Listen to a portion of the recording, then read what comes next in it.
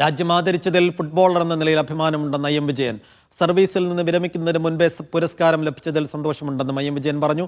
പത്മശ്രീ പുരസ്കാരത്തിന് അർഹയായ കെ ഓമനക്കുട്ടി സന്തോഷം മീഡിയ വണ്ണുമായി പങ്കുവെക്കുന്നു. Last republic day flag off ആണ്. അപ്പോൾ അതിന് വന്നു. അപ്പോൾ നാളെയാണ് അത്. പക്ഷെ ഇന്ന് ഡിക്ലെയർ ചെയ്തു പത്മശ്രീ ഐ എം വിജയൻ എന്ന് പറഞ്ഞപ്പോൾ ഗ്രേറ്റ്ഫുൾ. അത് ഭയങ്കര ഒരു അഭിമാനമാണ്. കാരണം നമ്മളൊക്കെ സംബന്ധിച്ച് നമുക്ക് ഒരു പത്മശ്രീ ഒന്നും ഒരിക്കലും പ്രതീക്ഷിക്കുന്നില്ല.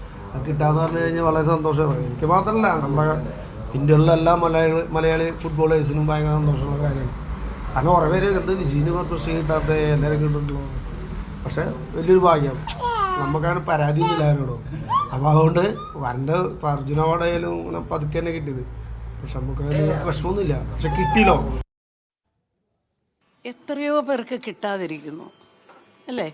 എന്നെക്കാളും കഴിവുള്ളവരും കഴിവില്ലാത്തവരും കാണാം. അക്കൂട്ടത്തിൽ എനിക്ക് കിട്ടിയില്ലേ? എന്നേക്കാൾ കഴിവുള്ളവരും ഇനിയും പത്മശ്രീ നേടാനിരിക്കുന്നവരുണ്ട്.